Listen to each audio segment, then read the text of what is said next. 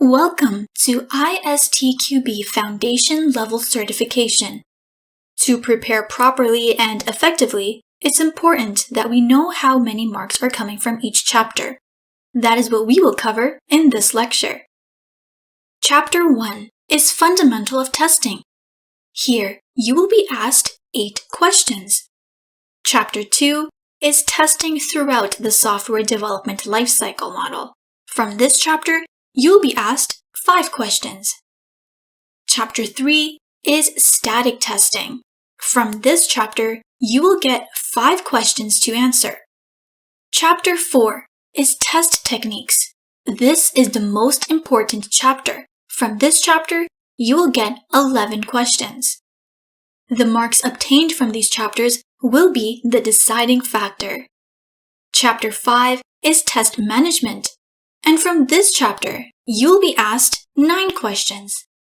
And finally, in Chapter 6, Tool Support for Testing, you will get 2 questions. The marks distribution on this graph gives you a good idea of which chapter requires more of your focus. Keep this graph in mind while preparing for the exam. Before we start with the lecture, you must know the knowledge levels used for the syllabus. These knowledge levels mean the same for all the ISTQB certification courses, and they are categorized as K1, K2, and K3. Now let's see what they mean. K1 is level 1, which means remember. Here, the candidate will recognize, remember, and recall a term or concept. K2 is level 2, which means understand. Here, the candidate can select the reasons or explanations for statements related to the topic and can summarize, differentiate, classify, and give examples for facts, testing concepts, and test procedures. K3 is level 3, which means analyze. Here, the candidate can select the correct application of a concept or technique and apply it to a given context. K3 is normally applicable to procedural knowledge.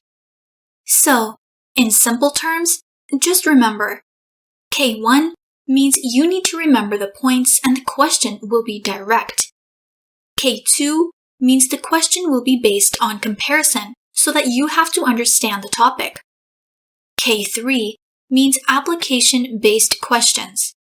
Here, you have to understand the concept and then apply it on the asked question. You need lots of practice to answer such a question.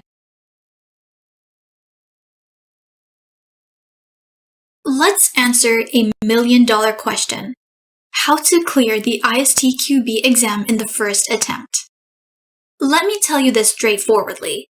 ISTQB exam is not difficult, but tricky. Questions are asked in the way that you get confused. This is the success rate graph from the ISTQB official website. You can see that only 74% of the people could clear the ISTQB foundation level exam in their first attempt.